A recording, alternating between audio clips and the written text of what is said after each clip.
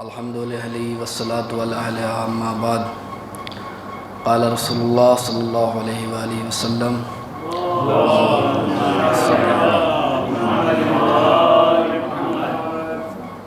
لولا دعاکم،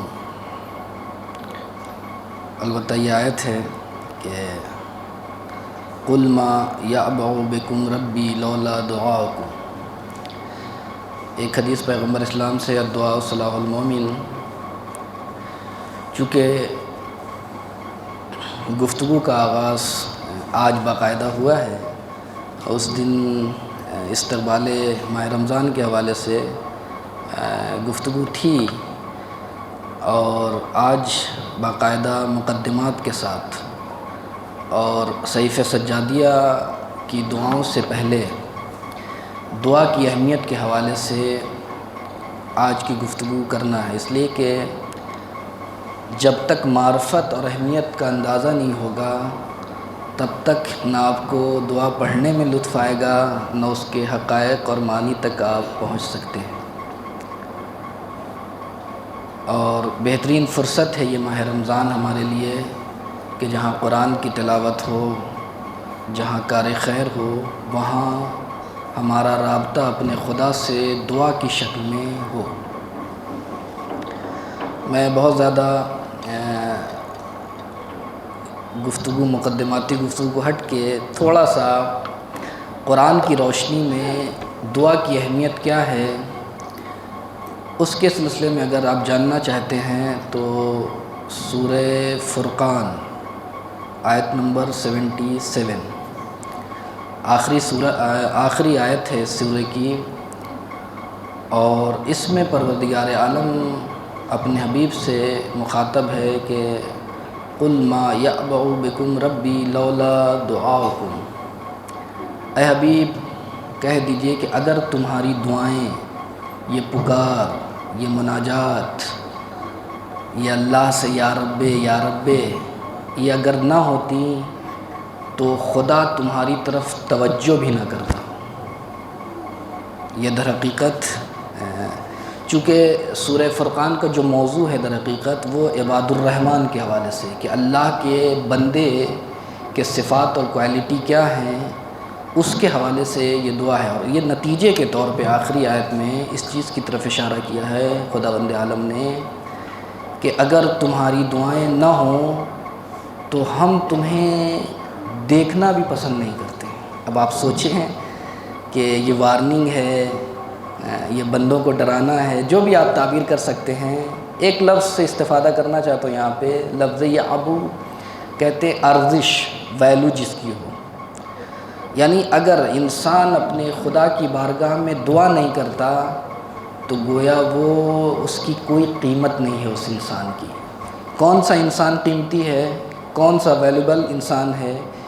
کون سا باردش انسان ہے، وہ جو اپنے خدا سے متصل ہے اور خدا کی بارگاہ میں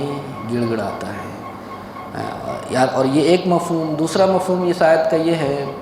کہ اگر تمہاری دعائیں نہ ہوں تو یعنی تم ہماری نظروں سے گر جائے، جیسے ہوتا ہے ہمارے یہاں اگر مثلاً کوئی گارجین کے لیے یا والدین کے لیے کوئی بہت بڑا شریر بچہ ہوتا ہے، مثلاً کچھ بھائیوں میں، تو کہتے ہیں آج تم نے ایسا کام کیا کہ تم ہماری نظروں سے گر گئے۔ در حقیقت یہ آیت یہی کہنا چاہتی کہ خداوند عالم کہنا چاہتا ہے کہ اگر تمہاری دعائیں نہ ہوں، تم اگر مجھے پکارو نہیں، اگر تم مجھے نہیں پکارو گے، یا رب نہ کہو گے، تو گویا تم ہماری نظروں سے گر گئے۔ اور آپ نے یہ جملہ، یہ دعا معصومین کا ہمیشہ سنا ہوگا کہ اگر الہی لا تکلنا انفسنا طرفۃ عین ابدا، اے میرے معبود، اے میرے خدا، مجھے ایک لمحے کے لیے بھی اپنی نظروں سے مت گرانا۔ یہ دعا ہے، یہ در حقیقت اسی آیت کی طرف اشارہ ہے کہ اگر انسان خدا کی نظروں سے گر گیا، خدا کی نظروں سے گرنے کا کیا مطلب کہ اس کی رحمت سے انسان اپنے آپ کو دور کر لینا۔ خدا کی نظر سے یہی ہے۔ ہمارے یہاں وہ آنکھیں ہوتی ہیں، لیکن خدا کے یہاں جو نظر ہے، نظر کرامت، نظر رحمت جو خدا کی ہم پر ہے سایہ، وہ اس وقت تک رہتا ہے جب ہم خدا کی بارگاہ میں گڑ گڑاتے ہیں۔ اور اگر ہم نے تکبر کیا تو پھر خدا بھی وہ نظر اپنی ہٹا لیتا ہے ہم سے۔ اس کے بعد دوسری آیت میں جو آپ کے زبانوں پہ زباں زد ہے کہ ادعونی استجب لکم ان الذین یستکبرون عن عبادتی سیدخلون جہنم داخرین، کہ تم مجھے پکارو کہ میں استجب لکم، کہ میں تمہاری آواز پر لبیک کہوں گا، تمہاری دعا کو سنوں گا۔ اس کے بعد ایک پھر وارننگ ہے کہ ان الذین یستکبرون عن عبادتی، جو بھی میرے سامنے عبادت کی منزل میں اکڑ جاتے ہیں کہ میں نہیں دعا کروں گا، مجھے کچھ نہیں چاہیے خدا سے، میرے پاس سب کچھ ہے، وہی ان الانسان لیطغی، آپ نے خطبہ میں سنا ان الانسان لیطغی ان ذا استغنی، مجھے کچھ ضرورت نہیں، میں کیوں خدا کے پاس آؤں؟ تو کیا ہوگا؟ ان الذین یستکبرون عن عبادتی سیدخلون جہنم داخرین، تو ہم انہیں جہنم میں داخل کریں گے، اور صرف جہنم میں داخل نہیں کریں گے بلکہ ذلت کے ساتھ جہنم میں داخل کریں گے۔ یعنی ایک تو جہنم میں ڈالنا یہ عذاب ہے، اور ذلت کے ساتھ ڈالنا یہ دوسرا عذاب ہے، جو دعا کی منزل میں اکڑ جاتے ہیں۔ اسی لیے دعا یہاں پہ جو عبادت سے کے معنی گئے ہیں دعا ہے، اور اسی لیے کہتے ہیں روایت میں کہ مخ العبادہ الدعا مخ العبادہ، دعا کیا ہے؟ تمام عبادتوں کا مغز ہے، کہ اگر انسان کے اندر مغز نہ رہے، دماغ ہی نہ ہو، تو پھر نہ اس کے اوپر روزہ واجب ہے، نہ حج واجب ہے، نہ زکوٰۃ ہے۔ اسی طریقے سے اگر عبادتوں میں ہم جتنی بھی عبادتیں کریں اگر دعا نہ کریں تو سب بیکار ہے۔ اسی لیے جو ہے بعض خدا ان لوگوں سے ناراض ہوتا ہے کہ جو آئے خدا کی بارگاہ میں 4 رکعت نماز پڑھی اور اس کے بعد کیا ہے؟ نہ خدا کی بارگاہ میں دعا ہے، نہ تسبیح ہے، اور اٹھ کے چلے گئے۔ تو ایسے بندوں سے خدا ناراض ہوتا ہے۔ اب یہاں سے ایک سوال، البتہ ایک جملہ اور اضافہ کروں کہ خدا پسند کرتا ہے کہ خدا میرا بندہ میرے سامنے آئے، گڑ گڑائے، پکارے، تاکہ میں اس کی سنوں۔ اجیب دعوت الداعی، دیکھیں یہاں پہ خود یہ جو آیت ہے اجیبو پہلے ہے، اور دعوت یعنی بندے کے پکارنے سے پہلے خدا آمادہ ہے کہ اس کی آواز پہ ہم لبیک کہیں گے، اس کی حاجتوں کو ہم پورا کریں گے۔ یہ بھی قرآنی ایک تدبر کا طریقہ، اجیبو پہلے ہے قرآن کا، خدا بندے کا انتظار نہیں کرتا، بھائی جیسے ہی پکارا پہلے ہی سے خدا آمادہ ہے کہ میں تمہاری آواز کو، اور وہ خدا ایسا ہے کہ ہم اور آپ کیا، ہم تو اس کی ربوبیت کے قائل ہیں، اس کو خدا مانتے ہیں، غرور و تکبر نہیں کیا اس کی بارگاہ میں۔ وہ خدا وہ ہے کہ جو دنیا کے سب سے پست مخلوق ہیں، جو سب سے غضبناک مخلوق ہیں، یعنی ابلیس کی بھی سنتا ہے، ابلیس کی بھی سنتا ہے، فرعون کی بھی سنتا ہے۔ آپ کو آیت ہے کہ جب کہا کہ تم میری بارگاہ سے نکل جا تو کیا کہا کہ مجھے مہلت چاہیے، مہلت چاہیے۔ اور اسی لیے ہے روایت میں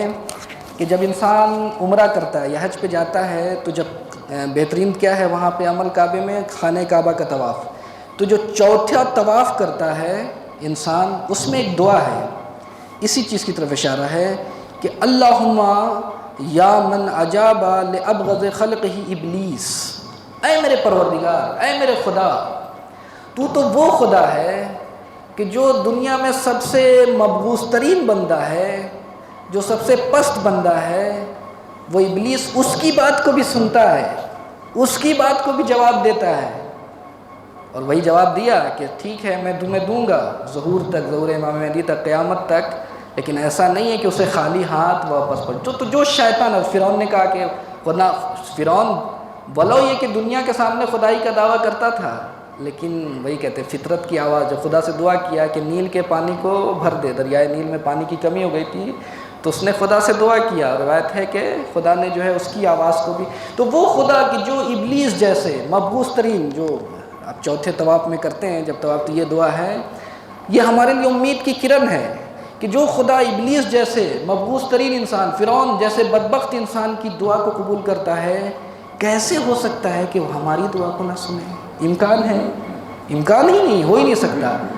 اب یہاں پہ کہتے ہیں بزرگ علماء کہ ممکن نہیں ہے کہ انسان دعا کرے اور اس کی آواز نہ سنی جائے۔ ہاں ہو سکتا ہے کہ دیر ہو جائے، ہو سکتا ہے، البتہ کبھی کبھی کہتا ہے کہ کبھی کبھی خدا نہیں سنتا، ہر دعا نہیں سنی جاتی۔ حتیٰ کہ جو پیغمبر ہیں ان کی دعا کو بھی کہ جیسے پیغمبر خدا کی بارگاہ میں ہے کہ ہماری اس بلا کو نہیں، بلا ہے تمہارے ترفیع درجہ کے لیے، امتحان ہے، اس لیے نہیں، ہاں سنتا ہے لیکن دوسرے طریقے سے سنتا ہے، اس سے بہتر عطا کرتا ہے۔ ہم سمجھتے ہیں کہ ہماری دعا وہ دعا قبول ہوئی ہے کہ جو ہم نے دعا کی اور اس کی حکمت سے ٹکرا جاتی ہے، یعنی خدا کی حکمت اور ہماری دعا جو ہم نے خدا سے مانگا وہ ایک ہو جاتی ہے، سیم پیج پہ آ جاتا ہے، تو ہم اس کو سمجھتے ہیں کہ صرف وہی دعا قبول ہوئی۔ کہتے ہیں نہیں، وہ تو دعا قبول ہوئی چونکہ وہ آپ کی دعا اور خدا کی حکمت دونوں ٹیلی کر گئی، اس لیے ہم اس کو سمجھتے ہیں کہ صرف یہی دعا قبول نہیں۔ کبھی کبھی ایسا ہوتا ہے کہ خدا جو دعا آپ کرتے ہیں وہ آپ کے لیے بہتر نہیں ہوتا، اس کی حکمت کے خلاف ہوتا ہے، وہ تو خدا حکیم ہے، تو کیا کرتا وہ نہیں دیتا، اس سے بہتر بنا کے دیتا ہے، تو ہم سمجھتے ہیں کہ ہماری دعا قبول نہیں ہوئی۔ یہ ہے۔ اب اس کے بعد ایک سوال میں اٹھانا چاہتا ہوں اور اسی کا جواب ہے کہ آج دعا کے حوالے سے جب گفتگو کریں تو بعض لوگ کہتے ہیں کہ آپ مثلا صحیفہ سجادیہ کی بات کرتے ہیں، دعائے ابو حمزہ شمالی، دعائے کمائل، یہ اگر اس طریقے کی آپ باتیں کریں گے تو لوگوں کا رجحان قرآن سے ہٹ جائے گا۔ ایک ہو سکتا ہے انسان کے ذہن میں یہ شبہ، یہ ڈاؤٹ آ جائے کہ اگر ہم بہت زیادہ دعاؤں کی طرف چلے جائیں گے تو پھر قرآن سے ہو سکتا ہے کہ ہمارا رابطہ کم ہو جائے گا۔ کہا نہیں، اب اس کے سلسلے میں کہ در حقیقت دعا اگر انسان کرے گا خدا کی بارگاہ میں تو دعا کے بعد قرآن کو بہتر سمجھ سکتا ہے۔ اسی لیے ایک جملہ میں اشارہ کروں، اس کے بعد اس ڈاؤٹ کا میں جواب دوں گا۔ ایک عالم دین ہے اہل سنت کے، ایک صلوات پڑھیں محمد وآل محمد کے،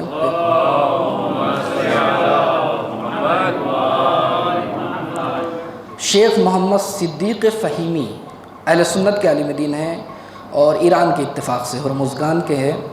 تو وہ ان کو ایک مرتبہ دعوت دیا گیا تھا، یہی نہج البلاغہ اور امام سجاد کے حوالے سے کانفرنس تھا، تو وہ جب آئے تو انہوں نے ایک جملہ کہا، وہ ہمارے لیے بھی واقعاً جو ہم نہیں کہہ سکتے، ہمیں ہی نہیں معلوم کہ ہمارے پاس کیا موجود ہے۔ اس نے جو جملہ کہا، اس عالم دین نے، اہل سنت عالم دین نے، وہ کہتا ہے کہ میں ایک مسلمان سنی ہوں اور اہل بیت کا چاہنے والا ہوں، لیکن میں آپ سے وصیت کرتا ہوں، نصیحت کرتا ہوں کہ جائیے صحیفہ سجادیہ کو پڑھیے۔ کیوں؟ اس لیے کہ صحیفہ سجادیہ کے پڑھنے کے بعد اگر قرآن کو آپ بہتر نہ سمجھے تو آئیے میری گردن کو اڑا دیجیے، میں اس کی ضمانت لیتا ہوں۔ اب آپ سمجھیں۔ اس کے بعد میں نے جو سوال اٹھایا کہ جو لوگوں کو ڈاؤٹ ہو سکتا ہے کہ قرآن پڑھیں یا دعا کریں، تو در حقیقت یہاں پہ ایک روایت ہے،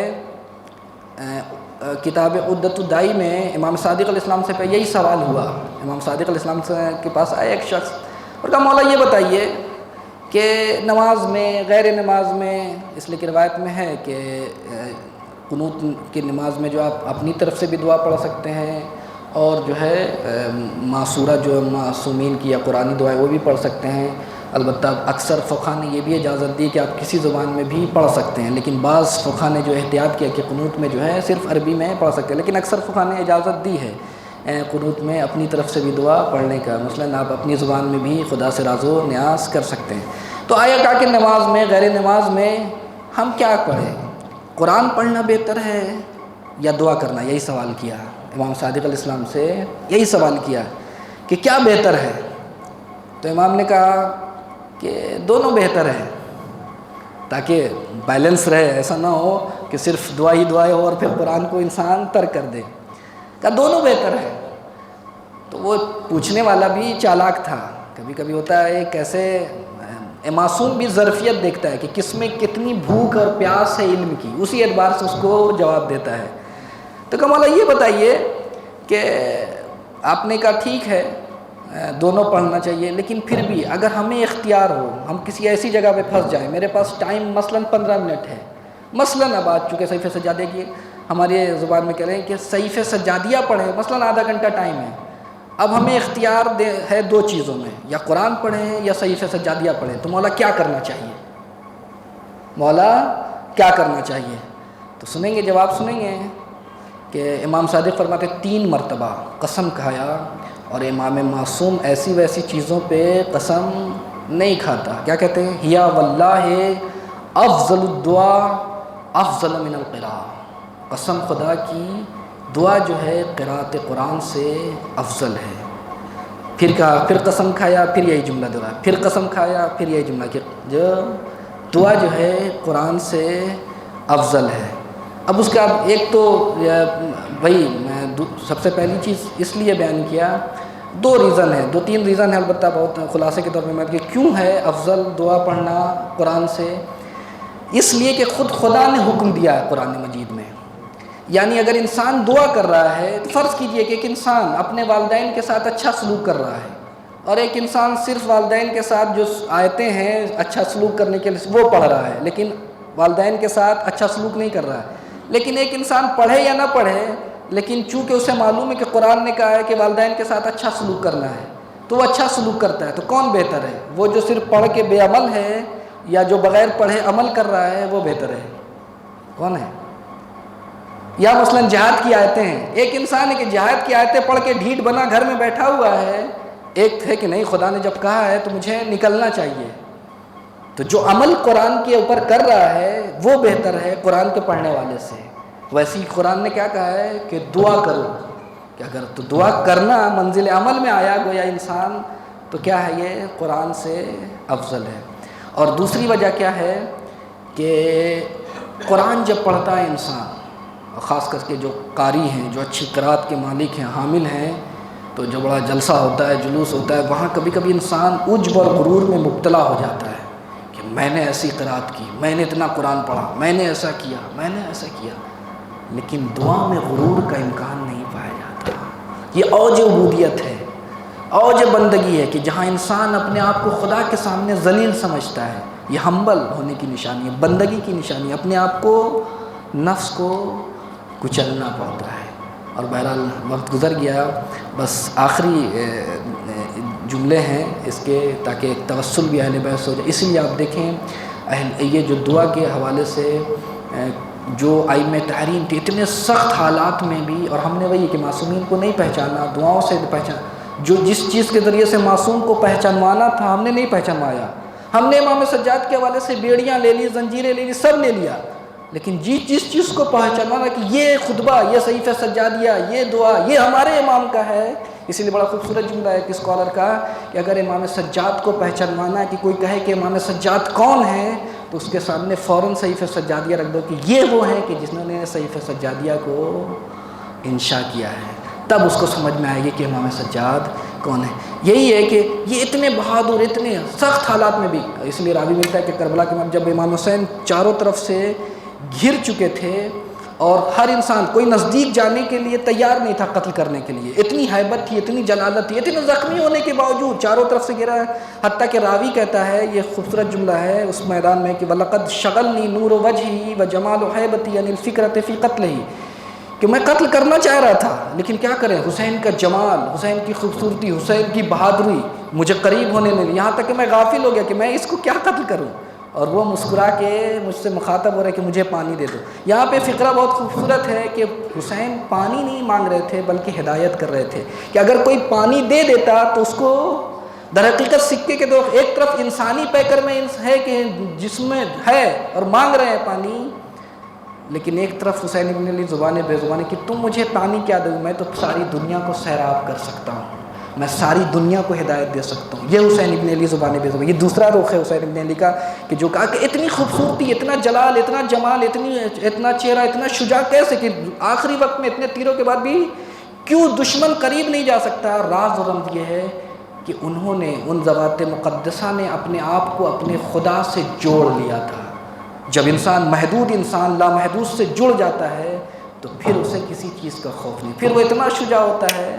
کہ اسے صرف اپنے وہی قطرہ ہے خوش قسمت جو مل جائے سمندر سے۔ جب انسان اپنے آپ کو خدا سے جوڑ دیتا ہے تو پھر انسان کسی سے نہیں ڈرتا، اس کے سامنے دنیا کی جتنی طاقتیں ہیں کمزور پڑ جاتی ہیں۔ اور آج آپ حالات حاضرہ میں دیکھ رہے ہیں، آج 2 تصویریں ہیں سوشل میڈیا پہ آج کے دن، کہ ایک طرف جو غزہ پیس کے اوپر لوگ، اسلامی حکمران جنہوں نے نہ اسلام کو سمجھا نہ قرآن کو سمجھا، وہ ٹرمپ کو منانے کے لیے تیار ہے، اور ایک تصویر کیا ہے، ایران سے اتنا گھراؤ ہونے کے باوجود اپنے مرکز پہ بیٹھا ہوا قرآن کی تلاوت اور لوگوں کے سامنے ہے، یہ کہاں کی طاقت ہے؟ یہی ایک انسان جب اپنے آپ کو خدا سے جوڑ دیتا ہے تو ہر چیز اسے چھوٹی لگنے لگتی ہے اور اس کی طاقت لوگوں کے سامنے ہے۔ اور اسی لیے آخری جملہ اسی رہبر معظم کا میں دعا کے حوالے سے میں جوڑ دوں اور اپنی بات کو ختم کرتا ہوں، اگر 2-3 منٹ ادھر ادھر ہو تو معاف کیجیے گا۔ کہتے ہیں کہ یہ بہترین موقع ہے، خود رہبر کا جملہ ہے کہ آئیں ہم دعاؤں سے اپنے دل کو مانوس کریں اور ان دعاؤں، مناجات، دعائے کمیل، مناجات شعبانیہ، صحیفہ سجادیہ، ان دعاؤں سے اپنے دل کو نرم کریں، یہ اپنے دل کو نرم کریں۔ اور اس کے بعد کہتے ہیں کہ یہ دل جب نرم ہوگا تب انسان جو ہے دوسروں کے درد کو سمجھے گا۔ اور یہ کس سے حاصل ہوتا ہے؟ خدا سے راز و نیاز کے ذریعے سے۔ رہبر کہتے ہیں کہ نرم دل کس سے حاصل؟ جب انسان خدا کی بارگاہ میں آتا تب اس کا۔ اور اس کے بعد کہتے ہیں جملہ بڑا خوبصورت ہے کہ کہتے ہیں کہ یہ دل بھی عجیب چیز ہے کہ جب دل انسان کا نرم ہوتا ہے تو انسان کو اتنا عروج بخشتا ہے کہ آسمانوں کی بلندی تک لے جاتا ہے۔ سبحان الذی اسریٰ بعبدہ لیلا من المسجد الحرام۔ اور کبھی کبھی لیکن یہی جب انسان کا دل سخت ہو جاتا ہے، جب خدا سے دور ہو جاتا ہے، جب خدا اپنی رحمت کو انسان سے ہٹا دیتا ہے، جب مناجات نہ کرنے کی صورت میں، تو کیا ہوتا ہے؟ یہ دل کیا ہو جاتا ہے؟ ایک ہیوی اسٹون بن جاتا ہے، ایک بھاری پتھر بن جاتا ہے جو اس کے پیر میں بن جاتا ہے۔ اور یہ کیا چیز ہوتی ہے؟ شہرت کی لالچ، شہرت، لالچ، کرسی، یہ ڈیزائر، بیجا ڈیزائر، اور یہ تمام جنسی خواہشات، مال دولت کی محبت، یہ کیا ہے؟ ایک بڑے پتھر کی شکل میں انسان کے، یہ دل نہیں ہے بلکہ یہ بڑے پتھر کی شکل میں انسان کے پیر میں بن جاتا ہے۔ اور جب اس طریقے کا پتھر انسان کے پیر میں بن جاتا ہے تو انسان کو سمندروں میں ڈبا دیتا ہے۔ جب انسان بھاری چیز اگر ہو تو انسان خود بخود ڈوب۔ ایک دل وہ ہے کہ جب دعاؤں کی شکل میں نرم ہوتا ہے تو آسمان کی طرف سیر کرتا ہے، اور جب انسان کا سخت دل ہو جاتا ہے کچھ نتیجوں کی، دولت پرستی کے نتیجے میں، شہوت پرستی کے نتیجے میں، تو یہی انسان کو قعر مذلت اور دریا میں ڈبو دیتا ہے۔ آئیے پروردگار عالم سے دعا کرتے ہیں کہ ہم کو اس ماہ رمضان میں خدا سے، اپنے خدا سے صلح و آشتی کرنے کی توفیق عطا فرما، ہمارے گناہوں کو معاف فرما۔ اے میرے خدا ہمارے والدین کے گناہوں کو معاف فرما، جو ممنوعات بیمار ان کو شفاء کامل و عاجل عطا فرما، جو مریض ہیں ان کو شفاء کامل و عاجل عطا فرما، جو بے اولاد ہیں ان کو اولاد عطا فرما۔ پروردگار ہم کو اس ماہ رمضان میں بہترین فرصت ہے، ہم اس سے استفادہ کرنے کی توفیق عطا فرما۔ اور سب سے اہم دعا کہ جو ہم بیان کرتے ہیں دعائے افتتاح میں بھی اور دیگر دعاؤں میں بھی، کہ ہمارا ولی نعمت امام زمانہ کے ظہور میں تعجیل فرما، ہم کو ان کے اعوان و انصار میں شمار فرما۔ ربنا تقبل منا انک انت السمیع العلیم وآخر الدعوانا